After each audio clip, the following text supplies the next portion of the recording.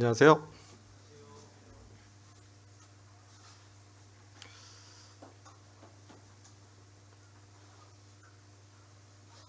오늘은 오가죠. 갈라디아서 오가 4장 1절부터 20절까지에 있는 말씀입니다. 짧은 말씀이지만 그 영적 의미가 깊은 말씀인 것 같습니다. 그 1절부터 좀 읽으면서 주요 내용들을 좀 살펴보겠습니다. 여기 제가 PPT를 준비했는데요.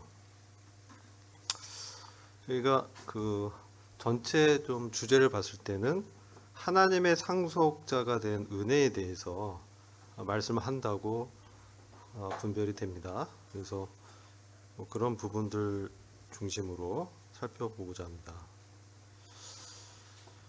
자, 1절 보시면요. 내가 또 말하노니 유업을 이을 자가 모든 것의 주인이나 어렸을 동안에는 종과 다름이 없어서 그 아버지 정한 때까지 후견인과 청지기 아래 있나니.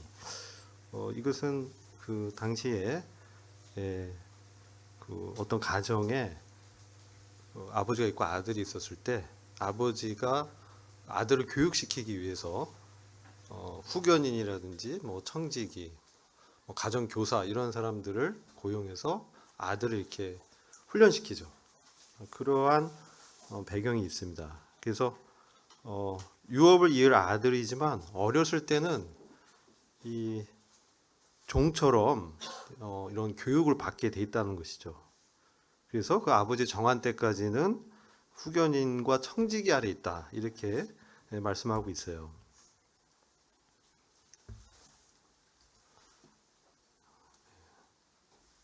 네, 이렇게 돼 있는데 이와 같이 우리도 어린이였을 때는 이 세상의 초보 원리에 사로잡혀 있었다 이렇게 말씀합니다.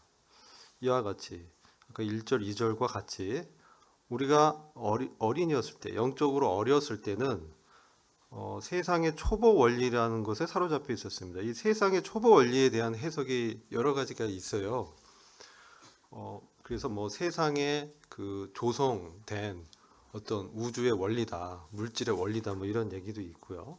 근데 갈라디아서 전체를 봤을 때는 어떤 율법적인 시스템을 말씀하는 것으로 생각이 됩니다. 그래서 그러한 그런 시스템, 즉 어떤 종교적 시스템 아래 사로잡혀 있었다는 거죠. 율법 아래 있었다는 거예요. 그런데 때가 되었을 때, 때가 찼을 때 하나님께서 그분의 아들을 보내셔서 어떻게 했어요? 여자 아래 나게 하셨다. 즉 율법 아래 나게 하셨다. 이렇게 말씀하고 있습니다. 자, 하나님께서 예수 그리스도 그분의 아들을 보내셔서 그렇죠? 여자의 후손으로 오게 하셔서 이제 율법 시스템 아래 나게 하셨는데 그 목적을 말씀합니다. 그것은 우리가 이제 율법을 주신 목적을 잘 알아야 됩니다. 그것은 여기 이제 말씀 보면 율법 아래 있는 자들을 속량하시고 속량은 뭡니까? 뭐 이게 구속이라고도 해요. 속량. 즉 값을 치르고 그 사람을 그 사람이 이제 어떤 노예 상태에 있었는데 그 노예 시장에서 값을 치르고 노예를 사오는 것이죠. 그래서 그 노예를 이제 자유인으로 풀어주는 거. 이걸 속량이라고 하는 거예요. 그런데 이걸 속량과 구속이라고 하고 하는데 예수 그리스도께서 율법 아래 나신 목적이 우리와 같이 또 동일하게 율법 아래 있는 자들을 이제 구속하셔서 사셔서 어떻게 해요? 풀어주는데 자유롭게 해주는데 하나님의 자녀로 이방하기 위해서 양자로 삼기 위해서 주님이 율법 아래 나셨다는 거예요. 이게 중요하죠. 그래서 어떤 일이 생겼냐? 우리가 이제 자녀가 되고 이 자녀 뭡니까? 자녀라는 것은 관계죠, 관계. 그러니까 하나님의 자녀라는 개념이 두 가지가 있습니다. 관계에서 친근하게 내가 아버지와 이제 자녀 관계 됐다 이런 의미의 자녀가 있고요. 또 다른 자녀가 있는데 그것은 이제 입양된 이제 아들 양자라고 하는데 그것은 뭐냐면은 상속 아들이라는 뜻이에요. 상속 아들, 상속자. 근데 특별히 이 입양을 얘기할 때는 이제 상속의 개념이 있는 거예요. 그래서 상속은 뭐냐면은 아버지의 재산이라든지 어떤 위치를 그가 그대로 물려받는 것이잖아요. 그래서 이게 중요한 거예요. 이게 하나님의 상속자가 되도록 하기 위해서, 하나님의 아들이 되게 하기 위해서 이렇게 하셨다는 거예요. 이것이 매우 중요하죠. 그래서 우리는 이제 아들이 됐기 때문에 하나님을 아빠, 아버지 이렇게 친근하게 부를 수 있게 됐다는 거예요. 이런 관계가 설정됐다. 이게 매우 중요하죠. 왜냐하면 이스라엘 민족은 하나님을 절대 이제 아빠, 아버지라 부르지 못했죠. 감히 거룩한 하나님의 이름을 부를 수가 없어서 하나님의 이름 부르는 것을 참 두려워했습니다. 그래서 아도나이라고도 이제 호칭하기도 하고요. 주라고 이렇게 부르기도 하고 그랬습니다. 그런데 이 신약 시대에서는 예수 그리스도를 통해서 하나님의 자녀가 된 사람들은 이제 하나님을 언제든지 아빠 이렇게 부를 수 있다는 거죠. 그래서 예수님께서 이제 요한복음 보면 기도하실 때 보면은 이렇게 아빠 이렇게 부르시는 것들을 기록하고 있잖아요. 굉장히 친근한 관계라는 거예요. 이렇게 할 수 있기 위해서 우리 주님이 율법 아래, 그 종교 아래 사람의 몸을 입고 오셨다는 거죠. 그래서 이제 여기 보면 6절에 중요한 말씀은 빨간색으로 했는데 아들의 영을 양자의 영, 아들의 영, 성령인데 특별히 이 양자, 아들의 영을 우리 마음속으로 보내셨다. 그래서 우리가 하나님의 상속자가 될 수 있도록 이와 같은 일을 하셨다는 거죠. 이게 구원이잖아요. 그죠? 구원입니다. 어디에 왔어요? 우리 마음에, 우리의 심정에 하나님의 영인 성령이 특별히 양자의 영으로 오셨다는 거예요. 그럼 우리는 뭡니까? 더 이상 율법 아래에서 종이 아니다. 이 종이란 개념은 뭡니까? 이 상속자가 아니라 이제 주인과 종의 어떤 위치를 얘기하는 거죠. 물론 우리가 하나님과 우리의 관계, 또 그리스도와 우리의 관계가 당연히 우리가 주님으로 믿고 받는 그런 관계가 있습니다. 하나의 관계예요. 그러나 또 다른 관계에서 아버지와 아들의 관계에 있어요. 근데 그냥 아들이 아니라 상속자 된 아들입니다. 여러 아들이 있는데 상속자, 특별히 이제 장자가 되는 권리라고 하죠. 장자권을 주신 그러한 깊은 의미가 있는 거예요. 그래서 만약 여러분이 아들이라면 하나님을 통해서 상속자가 되었습니다. 이 말씀이 매우 의미가 있습니다. 이 만약이 뭡니까? 만약 어떤 때 써요? 만약 이 조건절이잖아요. 조건절. 어떤 조건을 제시하는 것처럼 읽혀집니다. 만약에 여러분이 아들이면 상속자가 된 것이야. 이렇게 말씀을 하는 거죠. 이것은 여러 가지 이야기를 할 수 있지만 우리가 하나님의 아들이기 때문에 바로 하나님 통해서 상속자가 됐다라는 것을 좀 더 그 강한 어조로 조건문의 어떤 형식을 빌어서 말씀하고 있다고 저는 생각을 합니다. 물론 혹은 어떤 분들은 이 상태적으로 바로 아들의 상태의 삶을 사는 사람만 상속자가 됐다라고 분별하는 분도 있습니다. 그렇지만 저는 이제 그런 의미도 있지만 갈라디아에서 말씀하는 것은 여기서 이것은 오히려 우리가 아들이기 때문에 하나님을 통한 상속자가 이미 됐습니다. 라고 복음의 관점에서 말씀하고 있다라고 분별을 합니다. 그래서 이 부분을 우리가 매우 중요한 말씀을 드린 것이고요. 이건 우리의 신분을 말씀하고 있다는 것이죠. 아들의 신분이 됐다는 거예요. 신분. 상태적인 것보다는 신분을 우리에게 말씀하고 있다.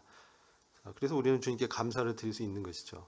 그 다음에 나오는 이제 두 번째 주제로 바울을 본받아 그리스도를 이제 따를 것을 바울 사도가 말씀하고 있어요. 이 4장 8절 이하를 읽어보면요. 자, 여러분이 하나님을 알지 못했던 그때는 우리가 하나님을 알지 못했던 때가 있죠. 믿지 않았을 때 그랬죠. 여러분은 본질상 신이 아닌 존재들에게 사로잡혀 있었다. 그 아래에 있었다.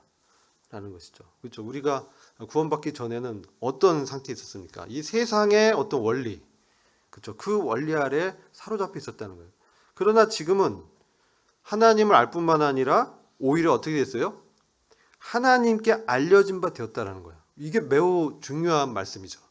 우리가 하나님을 알 뿐만 아니라 하나님도 우리를 안다는 거예요.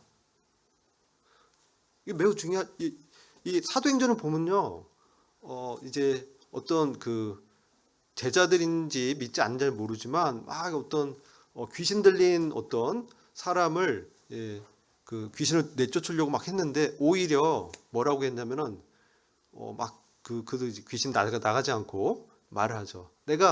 바울은 내가 안다라고 해서 귀신 바울의 이름을 아는 거예요. 근데 너희들은 누구냐 뭐 그런 표현을 기록돼 있잖아요.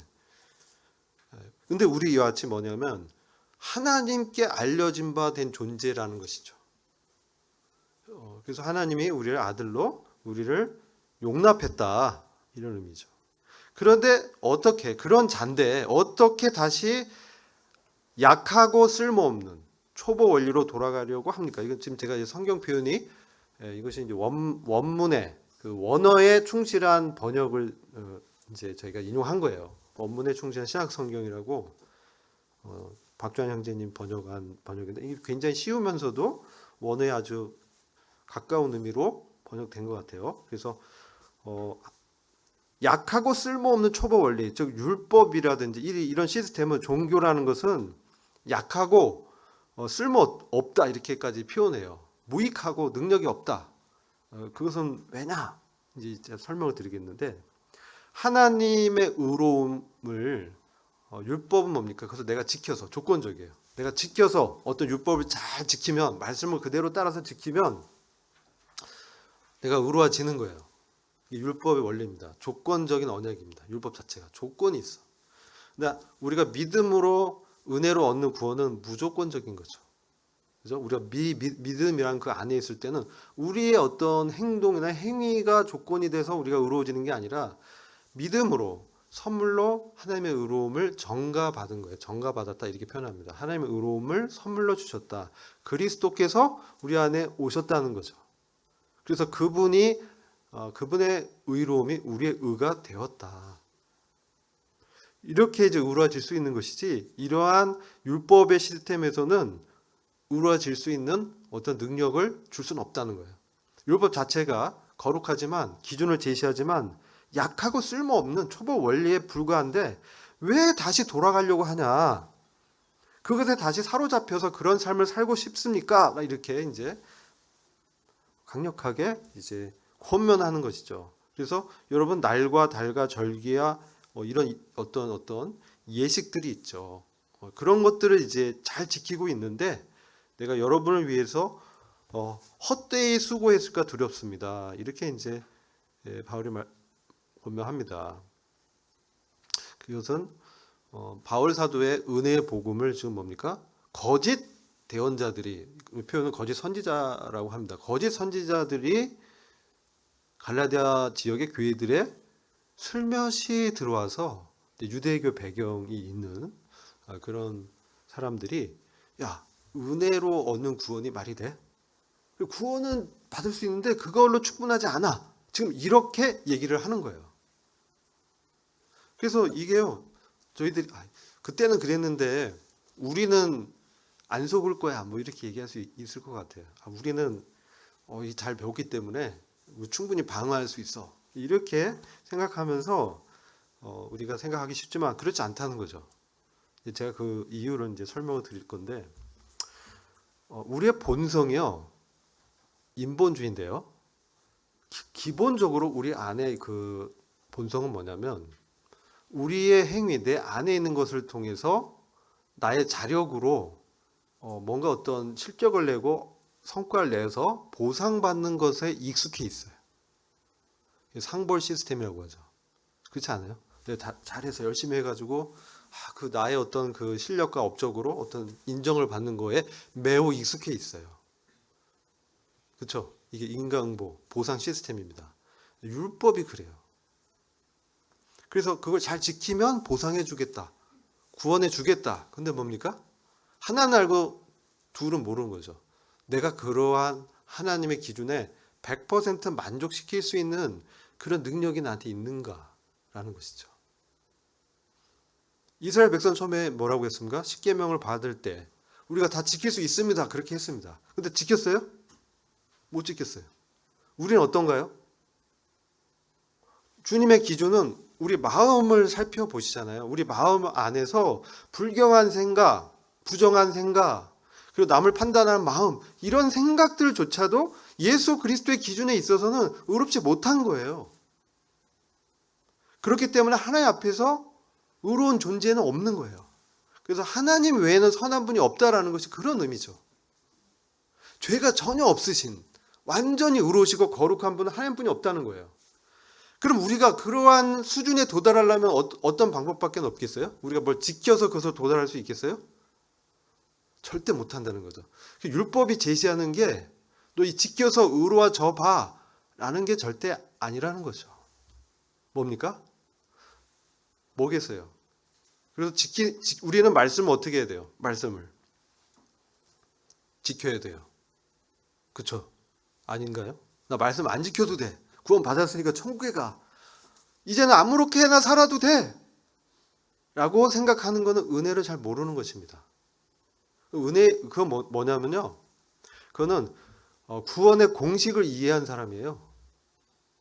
내가 구원의 공식을 이해해가지고 그 공식을 이해한 걸 믿음으로 알고 구원 받았다 생각하는 사람들이 있어요. 그렇지 않아요. 구원은 인격적인 거예요. 믿음은 인격적 관계입니다. 그래서 내가 하나님을 믿었다라는 것은 하나님의 구원의 그 원리와 그 어떤 계산, 어떤 예를 들어 공식이 있어요. 그런 어떤 것을 내가 머리로 이해했다. 아, 오케이. 그게 구원이냐? 그런 다음에는 뭡니까? 그 다음에는 세상의 어떤 원리대로 그냥 살아버리는 것이죠. 그것은 구원의 의미와 본질을 오해하고 있다는 겁니다. 은혜를 오해하는 거예요.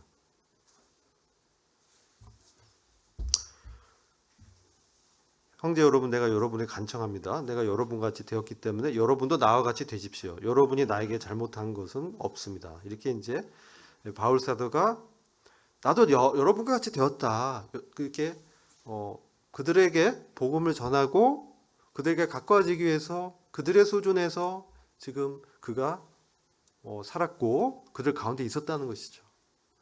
그래서 여러분도 나처럼 돼야 된다. 그러면서 바울이 이제 그 서신서 보면 그의 어떤 삶에 대해서 이제 말씀해 주죠. 그래서 바울은 이제 어떤 삶을 살았냐? 그걸 좀 우리가 로마서 10장을 통해서 봐야 됩니다. 로마서 10장 2절 보면요. 이 사실은 자기 얘기입니다. 자기예요. 이는 그들이라고 이제 이거 유대인들인데요. 자기가 사도 바울이 구원받기 전에 다메섹에서 부활하신 주님을 만나기 전에 이런 상태였어요. 그들 가운데 이제 대장이었어. 유대인 중에 유대인이었고 바리새인 중에 바리새인이었고 가말리엘 문파 그 당시 최고의 그 랍비 아래서 수제자로 인정받아서 그는 사내들인 공회원 이제 청년 시절부터 아마 사내들인 공회원이 됐다고 판단이 됩니다. 왜냐하면 스데반을 사형시킬 때 거기 그 사내들인 공회의 평의를 거치지 않고는 합의가 없이는 돌로 쳐서 죽일 수가 없거든요. 사형을 시킬 수 없습니다. 근데 그것도 보면 이제 스데반은 뭡니까? 불경한 신성 모독죄, 그 나사렛 이단 예수를 따른 그죠? 그러면서 스데반이 강력하게 그들에게 죄를 지적했잖아요. 이 목이 곱고 그죠? 마음이 단단하고 목이 곧은 이런 사람들아 하면서 그리스도에 대해서 믿지 않냐 이러면서 조상들과 똑같다. 회개해야 된다. 이런 촉구의 메시지를 했단 말이에요. 그럴 때 사도 바울이 사실은 스데반 형제를 돌로 쳐서 사형시키던 일에 있어서 그가 주도했다는 거예요. 그 옷을 이렇게 지키고 있었다는 뜻이 그런 뜻이에요. 그가 그 스데반의 사형에 주도적인 역할을 했다는 거예요. 그런 사람이었다는 거예요. 이게 뭡니까? 하나님을 향해 열심히 있었다는 것이죠. 근데 하나님의 의에 대한 지식은 잘 몰랐어요. 그래서 율법에 따라서 불경하게 예수란 이단을 쫓아 유대교 외에는 진정한 종교가 없는데 그러면서 그 율법 수호자처럼 바로 그 그리스도인을 핍박하고 어떻게 핍박했어요? 그 행동 대장이었어요. 사도 바울이. 그래서 그 예루살렘에 이제 그 스데반의 죽음에 순교 이후에 박해가 있을 때 어떻게 됐어요? 다 도망가 흩어졌어요. 그렇죠? 그러면서 어디로 가냐? 가정에 숨었어. 가정에 숨어서 가정교회를 이제 형성하고 있었는데 사도행전 보면 그가 가가호를 방문해서 진짜 크리스찬이 아니냐 이거를 해서 다 끌어내가지고 죽이는데 넘겼다는 거예요. 거기서 더 어떻게 했어요? 이제 다 떠나서 다른 지역에 가서 또 그런 그리스도인을 잡아서 체포해서 감금시키고 또 죽음에 넘기려고 그 체포권을 받아서 다메섹으로 가는 길에 부활하신 주님을 만난 거예요. 그러니까 그는 정말 그 나사렛 예수 그리스도 이 믿는 사람 이단으로 취급해서 다 죽이려고 했던 사람이었어요. 그래서 이게 그의 열심이었다는 거예요. 열심이 엄청난 특심이었죠. 그래서 뭐예요? 그 공과를 인정받아서 어떻게 해요? 자기가 인정받아서 그것이 하나님을 섬기고 하나님의 의로움이라는 것이죠. 그가 생각한 건 율법을 준수하기 위해서 반대파 이단을 다 그냥 없애는 그러한 행동대장 역할을 하고 있었어요. 그 하나님의 한 열심은 너무나 특심이었어요. 그래서 하나님의 의로 뭐냐면 믿음을 통해서 선물로 받는 것인데 그것을 모르고 내가 스스로 의로워지려고 그렇게 지키려고 했어요. 그러다 보니까 하나님이 주신 그 믿음으로 얻는 은혜의 선물인 그 하나님의 의로움에는 복종치 않았다. 이렇게 말씀하는 것이죠. 자기를 의롭게 하려고. 근데 이것이 이제 율법주의라고 하는 거예요. 그래서 우리가 말씀을 지키는 마음과 태도는 너무나 맞습니다. 그렇게 하셔야 돼요. 말씀 지켜야 됩니다. 우리가 주님을 위해서 열정을 품고 섬겨야 됩니다. 그럼 당연한 거예요. 그럼 우리가 거듭나면 그러한 게 거룩한 의지가 생깁니다. 거룩한 의지가 생겨요. 그게 거듭나면은 하나님을 위해서 섬기고 선을 행하기 원하는 마음이 생겨요. 그게 없으면 뭡니까? 이상한 거예요. 뭔가 구원에 뭐가 이상한 거예요. 원래 말하는 성경에서 말하는 구원은 그런 게 아니거든요. 구원을 받은 사람은 어떻게 됐습니까? 다 변화가 됐어요. 그들 삶이 다 180도 이렇게 방향 전환을 해서 이걸 회개라고 하잖아요. 이게 다 일어났어요. 삶의 변화가 따르고 일어나고 그의 삶에 있어서 완전히 가치관이 바뀌었어요. 율법의 목표는 뭐냐? 모든 믿는 자에게 의로움을 베푸는 그리스도, 그분이 율법의 목표예요. 율법이 목표하는 건 바로 그리스도를 주목하라는 거예요. 내가 아니라, 나의 의로움이 아니라 그리스도가 의로움이 되신다는 것이죠. 그리스도가 하나님께 나와서 어떻게 했어요? 지혜와 의와 거룩과 구속이 되셨다.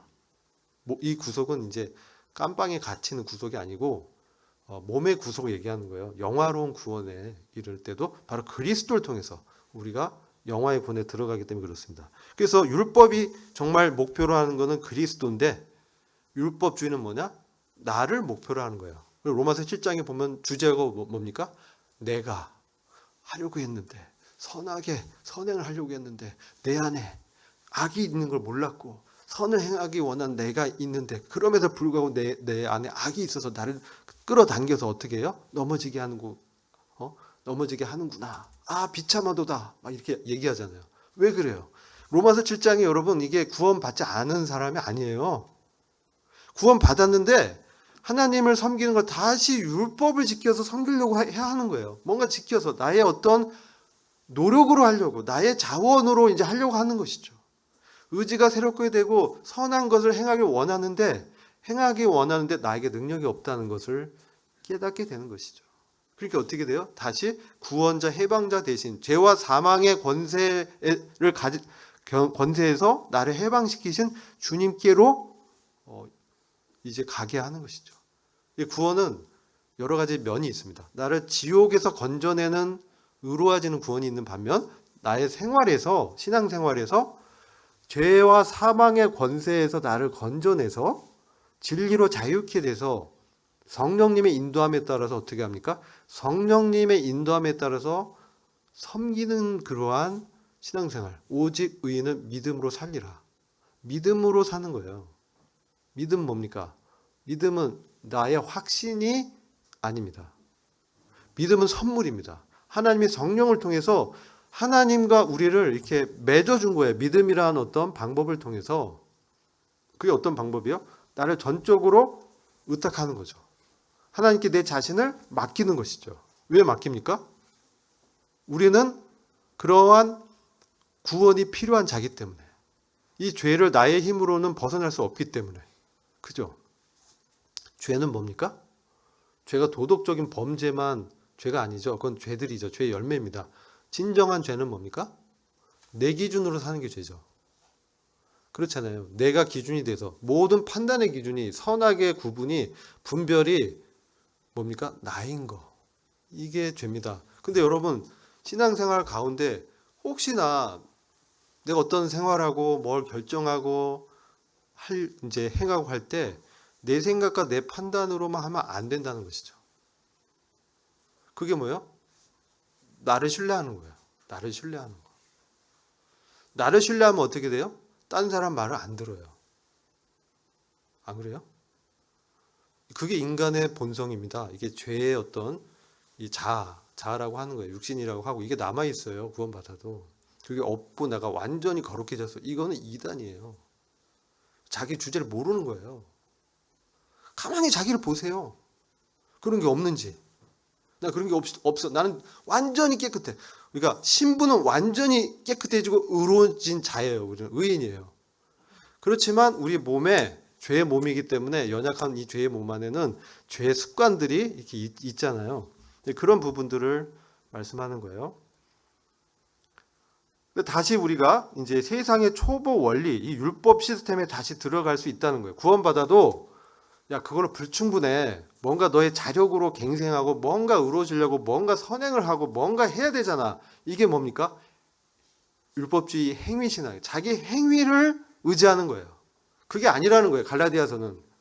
그러니까 우리가 믿을 때 구원받을 때도 하나님의 은혜로 되고 우리가 신앙생활을 하고 봉사하고 섬기는 것도 뭘로 돼요?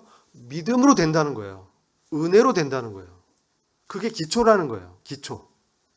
그렇다고 우리가 뭘 하지 말고 그냥 가만히 있으라는 얘기가 아니에요.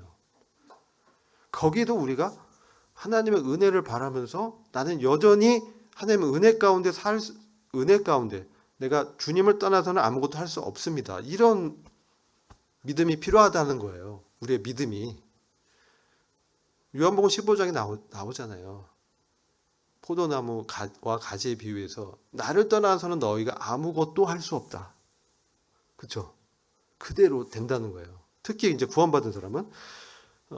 그래서 이러한 율법 시스템, 세상의 초보 원리에 대해서 뭐라고 말씀해요? 골로새서 2장 20절에 그리스도와 함께 죽었다면, 이 또 죽었다면 조건절처럼 나와요. 이건 뭐냐면 죽었으면 예수 그리스도와 내가 함께 율법에 대해서 죽은 것을 믿음으로 내가 화합했다면, 믿음으로 반응했다면, 믿음으로 나의 믿음으로 받았다면, 나에게 주신 말씀으로 받았다면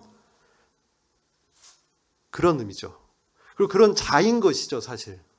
예수님이 죽으실 때 세상의 그 초보 원리, 율법을 통해 나의 자력으로 의로워지려는 그런 모든 생각과 판단과 기준과 시도에 대해서도 죽음을 선포하는 거죠. 그럴 수 없다. 나는 오직 예수가 필요한 자다. 예수가 나의 주다. 예수가 나의 왕이다. 예수가 나의 전부다. 오로지 예수만 나에게 의미가 있다.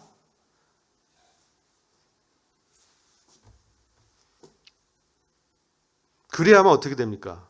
그렇지 않은 사람들은 이 자의적 경건이라는 표현이에요. 자의적 경건과 거짓된 겸손, 육체의 고행, 수련회는 외향적으로 지혜를 보이는 거예요. 그렇죠? 이제 수도하는 사람도 있잖아요. 그렇지만 실질적으로 내 육신에 있는 방종을 그러면 제어할 수 있냐? 그럴 수 없다는 거예요. 육신의 방종을 저지하는 데는 아무 가치가 없다. 능력이 없다는 거예요. 율법은 나의 죄를 촉발시키지 그것에서 해방시키는 권세와 능력이 없다는 거예요. 그게 이제 그래서 무익하고 쓸모없다 이렇게 이제 표현한 겁니다. 한계를. 그래서 우리는 어떻게 거기서 벗어날 수 있냐? 바울은 어떻게 했냐?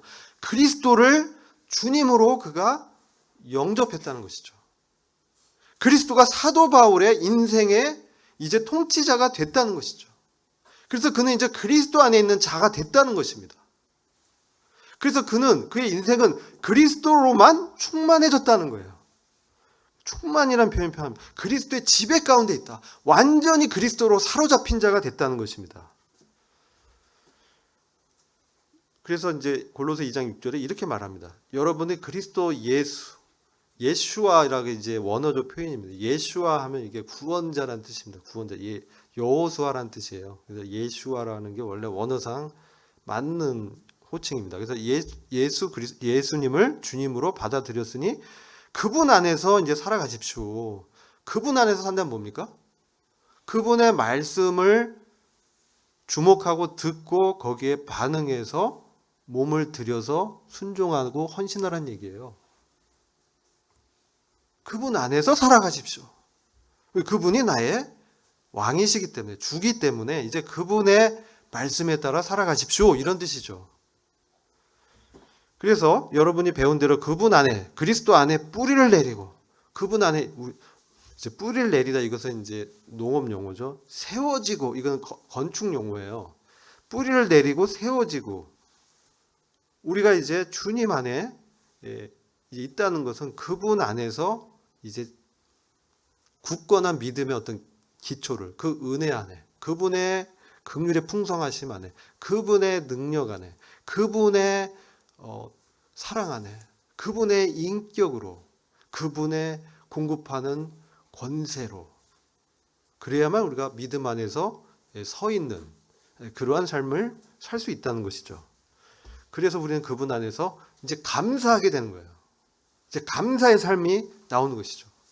우리가 이제 불평하기 쉽습니다. 왜 내 인생은 이렇지? 왜 이 사람 나한테 이렇게 어렵게 하지? 엄청 공격합니다. 세상은 여러분을 그대로 놔두지 않습니다. 세상은 호락호락하지 않습니다. 구원받은 이후에 그럼 무슨 꽃길만 펼쳐지는 줄 아십니까? 우리를 단련하고 우리를 시험하고 도전하는 엄청난 도전과 어려움이 우리를 기다리고 있습니다. 결혼하면 그게 끝나는가요? 행복은 잠시, 그 다음부터 고난의 연속입니다. 부부가 합심이 돼서 한마음으로 그것을 뚫고 브레이크트루 하면서 교회를 세우는 것이 가정을 세우는, 그것이 주님의 뜻입니다. 그래서 그분 안에서 감사한다는 뭡니까? 이러한 나한테 내가 봤을 때 참 어렵습니다. 힘든 사람이 많습니다. 그를 통해서 역사하는 사탄이 있습니다. 내 안에 육신의 성정이 남아 있습니다. 그죠? 그런 것들을 통해서 뭡니까? 우리의 싸움은 혈과 육에 속한 것이 아닙니다. 이게 진리입니다. 우리가 사람을 대면할 때, 구원받지 않은 사람들 대면할 때요, 엄청나게 우리를 도전합니다. 어제도 저는 이제 퇴근이 1시간이 늦어졌습니다. 1시간 동안 저는 저의 사업 파트너한테 엄청난 공격과 엄청난 그 스트레스를 받았습니다. 이제 가려고 했는데 잠깐만 하더니 자기 불만사항을 그때부터 막 이제 얘기를 하는데, 육신으로 했으면 정말 싸움 날 뻔했어요. 근데 주님께서 교훈하셨습니다. 들어라. 전 요즘 많이 듣고 있습니다. 말하기보다 듣는 귀가 더 중요한 것 같습니다. 듣는 게 힘들더라고요. 그래서 막 이 안에서 막 이렇게 나오려고 하는데 주님, 막 끌어올리는데 주님,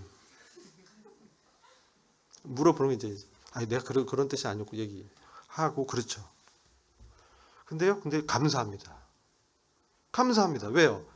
그래도 그렇게 해서 같이 살 수 있는 동료가 있으니까 아무리 나를 이렇게 뭐라고 해도 사탄이 그렇다 하는 거예요, 사실은. 사탄이 가서 제가 준비할 것들이 많았거든요. 좀 1시간 일찍 가서 내일 말씀도 준비해야 되고 뭣도 준비해야 되고 준비할 게 많았어요. 근데 못 가게 하고 또 1시간을 막 이렇게 혼을 내더라고요. 그래서 내가 이게 얘가 하는 게 아니라 뒤에서 누가 그렇게 조종해요? 사탄이 그렇게 하는 거예요. 혈과 육의 싸움이 아니에요. 그 뒤에는 정사와 권세, 악한 영들과의 도전과 시험과 싸움이에요. 그러니까 거기 흥분하면 안 돼요. 내가 그리스도 예수를 주로 받았고 그분 안에서 내가 죽은 자구나. 그분 안에서 난 충만한 자구나. 뭐라고 해도 전혀 이제 신경질이 잘 안 나죠. 왜냐? 난 죽은 자고 나는 다른 정체성을 갖고 있는 자기 때문에. 인간의 전통과 세상의 초보 원리 뭡니까? 인간의 어떤 반응, 인과응보, 시시비비, 누가 옳고 그르고 너가 맞고 내가 틀리고 이것 때문에 싸우는 거거든요. 사람들이. 교회 안에서도 마찬가지입니다. 내가 옳아, 내가 선해, 내가 너보다 더 선해, 내가 너보다 더 나아. 이러한 것이 깔려 있을 때 어떻습니까? 그렇게 싸우게 돼요. 판단하게 돼요. 이건 뭡니까? 세상의 초보 원리를 따르는 거예요. 그러니까 우리는 구원 받아도 여전히 세상의 초보 원리로 살 수가 있습니다.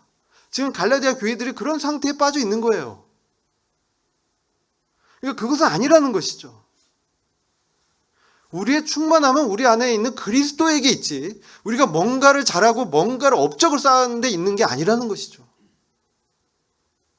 근데 우리는 끊임없이 나의 어떤 그러한 세상의 보상 시스템에 익숙해져 있기 때문에 계속 그게 나타나요. 선악과를 따먹은 그 존재이기 때문에 선악을 계속 구분합니다. 내가 옳아, 너 you are wrong, I am right. 뭐 얼굴은 그래, 네가 맞아야지만 진짜 내 안에 그렇게 생각하냐 이 말이죠.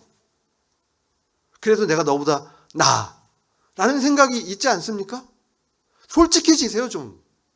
저는 제가 솔직히 저를 보니까 그렇더라고요. 그래서 제가 주님 앞에서 엄청나게 그를 통해서 내가 교훈을 받았죠. 넌 그런 자야. 깨달아. 고백해. 너 그런 육신이 있어. 그렇게 얘기했을 때 제가 할 말이 없었죠. 왜? 하나님은 어떤 경우에는 굉장히 크게 실수하게 하고 넘어지게 하고 그걸로 인해서 막 일이 나게끔 하시는 거예요. 그걸 허락하세요. 왜요? 우리가 그러한 속성이 있는 자라는 것을 보라는 것이죠. 내가 그리스도가 없다면 그렇게 막 육신이 방출되고 실수하고 넘어지고 사람을 어렵게 할 수 있는, 나로 이렇게 꽉 찬 I 나 라는 존재가 내 안에 있다는 거예요. 옛사람이.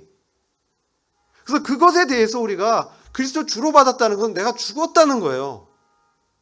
그것을 항상 인식해야 부활하신 그리스도와의 관계에서 감사함이 나한테 일어나는 거예요. 그게 인식이 안 되면 감사할 수가 없어요. 어떻게 감사해요? 나를 공격하는데. 분노가 일어나죠. 그죠? 겉으로는 포카페이스처럼 웃는 척하면서 내 마음은 썩죠. 안 그래요? 그게 신성의 모든 충만함이 육체로 거하고 있는 상태가 아니잖아요. 그럼 우리가 그리스도 안에서 여전히 우리는 은혜가 필요한 존재라는 거죠. 주님의 은혜가 없다면 우리는 그걸 극복할 수가 없어요. 왜 세상 사람들이 막 헤어지고 싸우고 다투고 회사가 무너지고 막 사기치고 합니까? 그 안에 예수가 없어서 그런 거 아닙니까? 예수로 충만하다면 그럴 수가 없죠. 주님이 우리의 통치자와 권세의 머리라면, 우리가 주님만으로 감사할 수 있다면 그렇게 싸울 필요가 없는 것이죠.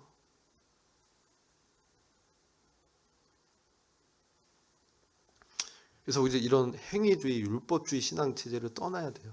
갈라디아서는 그것을 말씀하고 있어요. 갈라디아 4장 10절 보면 저희가 너희를 대하여 열심을 내는 것은 좋은 뜻이 아니오. 이러한 거짓 대언자, 이런 사람들이 교회에 들어와 가지고 교회를 어렵게 하고 분리시키고 쪼개지게 하는 거예요. 이단들도 많고요. 우리 안에 이런 걸 촉발하는 그러한 사상과 가르침도 있어요. 그런 것들이 와서 뭡니까? 그런 사상과 가르침에 열심을 내게 하는 거죠. 그것을 쫓게 하는 거예요. 그래서 너희를 떼어놓아 이간질해서, 이것은 바울의 건전한 가르침, 주님의 진리에서 분리시켜서 사람을 쫓게 한다는 거예요. 이단은 자기를 쫓게 만들어요. 사상가는 자기 사상을 쫓게 만들어요. 이것은 뭡니까? 잘못됐다는 것이죠. 내가 너희를 그래서 뭡니까? 바울은 나의 자녀들아 너희 속에 그리스도의 형상이 이루기까지 다시 너희를 위하여 해산하는 수고를 하노라. 이렇게 말씀하죠. 왜 그리스도의 형상이 이루기까지 또다시 바울이 이런 해산하는 수고를 해야 돼요? 우리 안에 있는 그러한 인본주의, 또 육신성, 또 사탄의 어떤 도전, 시험, 또 늑대와 이리와 같은 거짓 가르침들, 이런 것들이 교회를 계속 공격하고 우리의 삶 가운데서 우리를 어렵게 하기 때문에 이 사도는 계속해서 우리 안에 그리스도의 형상으로 그리스도로 충만하게 돼서 주님의 인격이 나타나게 하겠다는 것이죠. 그렇게 하기 위해서 다시 한 번 더 내가 애를 낳는 게 얼마나 고통스러워요. 복음을 전하는 것도 고통스럽지만 그를 양육하고 말씀에 따라서 후원하고 지지해주고 그가 세워질 수 있도록 우리가 섬기고 시간을 드리고 기도하고 하는 것은 수고가 필요합니다. 그렇죠? 우리 봉사와 섬김에는 수고, 우리의 물질과 시간과 다 투입이 돼야 됩니다. 그냥 입으로만 다 되는 것은 아니죠. 물론 이제 말로 당연히 사랑한다 이런 거 해야 됩니다. 근데 또 이제 행위도 따라가야 된다. 그러는 것이죠. 우리가 왜 돈을 법니까? 왜 노동합니까? 나 혼자 잘 먹고 잘 살려고가 아니잖아요. 그죠? 뭡니까? 주님의 몸된 교회를 세우는, 그렇죠? 그러기 위해서 뭐가 필요해요? 돈이 필요하잖아요. 머니가 필요하잖아요. 이게 어떤 수단이잖아요. 그게 본질적인 어떤 가치, 그것은 아니지만 수단이죠. 교환의 수단이잖아요. 그래서 우리가 일하잖아요. 그 수고를 한다는 것이죠. 우리 헌금 생활을 하잖아요. 왜 헌금합니까? 하나님이 돈이 없으세요? 아니잖아요. 왜?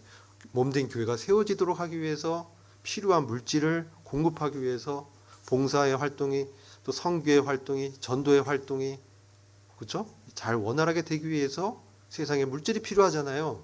그게 다 수고잖아요. 그래서 우리가 수고를 하는 것이죠. 자, 우리의 이러한 수고 좋습니다. 근데 이것이 주님의 심판을 받는다는 거예요. 그래서 우리 고린도전서 3장을 보면 왜 이렇게 바울이 이거에 대해서 이렇게 얘기하냐. 우리의 수고와 섬김이 주님의 심판대에서 공력의 심판을 받는데 그것이 동기가 나의 의를 세우기 위한 것이라면 그것은 다 태워지는 것입니다. 그러나 그게 주님을 높이고 사랑하는 주님의 사랑으로 하는 것은 남는다는 것이죠. 주님 인정해 준다는 것이죠. 그래서 이것은 매우 중요한 가치관입니다. 우리가 어떤 동기로 섬기느냐 매우 중요합니다. 이 그리스도의 형상, 그것은 주님의 인격이고 성령의 열매죠. 여기 출산의 고통이라고 표현하고 있습니다. 이 골로새서 1장 24절 보면 사도 바울은 이렇게 또 말씀합니다. 너희를 위하여 받는 괴로움. 우리가 성도를 인해서 저 성도 왜 그래? 맨날 저렇게 문제가 많아. 맨날 왜 그러지? 라는 생각이 막 들어올 때가 있습니다. 인간이다 보니까. 그럼 어떻게 해야 됩니까? 괴롭죠. 근데요, 바울은 그것을 기뻐했다는 거예요. 놀랍지 않아요? 이 완전 역설적인 거예요. 괴로운데 그것을 기뻐했다는 거예요. 이게 뭡니까? 이 십자가잖아요. 예수님 십자가에서 그 고통이 얼마나 완전 신경을 관통해서 막 죽어가는 고통이잖아요. 피 막 빠지고 막 호흡 안 되고, 그쵸? 목마르다 그러시고. 그런데 왜 기뻐할 수 있을까? 죽음 저 너머에 부활이 있고 나의 이 십자가의 죽음을 통해서 많은 아들들을 이끌어서 영광에 들어가는 일을 지금 위한 수고잖아요. 죽음의 수고를 하고 계신 거예요. 우리는 주님을 따라가고 있는 자들이잖아요. 바울은 그리스도를 따라갔고 우리는 바울의 본을 따라가니까 우리는 결국 그리스도의 본을 따르는 자들이잖아요. 그러면 이 괴로움이 왜 기뻐할 수 있느냐? 그것을 통해서 그 주님의 뜻이 이루어지고 그 영광을 우리가 함께 공유하잖아요. 이게 기업이지 않습니까? 지분을 같이 나누잖아요. 나라를 통치하잖아요. 그렇기 때문에 바울이 그것을 기뻐하는 거예요. 그래서 그리스도의 남은 고난이라고 표현합니다. 몸된 교회를 위해서 내가 내 몸을 드린다는 것이죠. 그래서 내가 교회의 일꾼 된 것은 너희를 위하여 내게 주신 경륜을 따라서 하나님의 뜻에 따라서 하나님의 말씀을 이루기 위함이다. 우리가 우리의 봉사, 우리의 교회를 섬기는 것은 하나님의 말씀을 이루는 것입니다. 인간의 어떤 그런 것이 아닙니다. 그래서 교회가 세워지는 것은 말씀의 진리에 따라 세워져야 되는 거예요. 그래서 골로새 1장 28절에 우리는 누굴 전파합니까? 주님을 전파하는 것이죠. 그래서 각 사람을 권하고 모든 지혜로 각 사람을 가르침은 각 사람을 그리스도 안에서 완전한 자로 세우려 함이다. 이렇게 말씀하죠.